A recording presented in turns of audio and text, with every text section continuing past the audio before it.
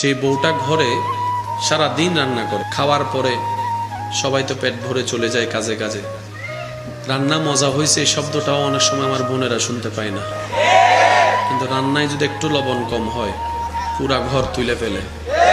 আর যদি খাবারে চুল পাইছে, কারা করছি আমরা?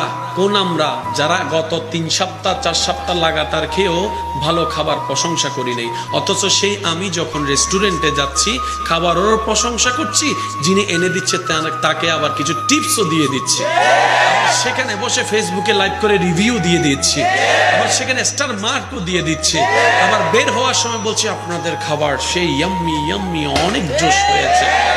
যিনি ঘরের মধ্যে দিন রাত রাতের ঘুম হারাম করে সকালবেলা উঠে যিনি রান্না করছেন, ওনার প্রশংসাটা আমাদের মুখ থেকে বের হয় না।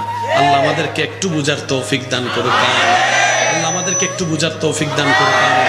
ওই ঘরের বউটা যদি 3টা মাসের জন্য বেড রেস্টে চলে যায়, ওই ঘরের বউটা যিনি এতদিন দিন রাত পরিশ্রম করে করেছেন, রান্না বান্না সবার যত্ন নিয়েছেন, 3টা মাসের জন্য বেড রেস্টে যদি চলে যায়, ওনার শরীর কভার না দেয়, তখন কিন্তু ওই আশেপাশের মুরব্বীরাই এসে বলে ওকে বিয়ে আর একটা করানো দরকার, ওর জন্য বউ আর একটা আনা দরকার। এটা রেখে কি হবে? তার মানে কাজের জন্য রেখেছি। এক কথায় বলি, এসেছেন একা, যাবেন একা। এই কথাটা একটু মাথায় এবং মনে বসায় ফেলেন। আপনি সব দায়িত্ব পালন করবেন, বাবা হিসেবে দায়িত্ব পালন করবেন, স্বামী স্ত্রী যে যে ক্যারেক্টারে আছেন সব দায়িত্ব পালন করবেন, সমস্যা নেই, কিন্তু আমাদের যে জায়গায় একটু ব্রেক লাগাতে হবে। আসছি একা, যাবো একা।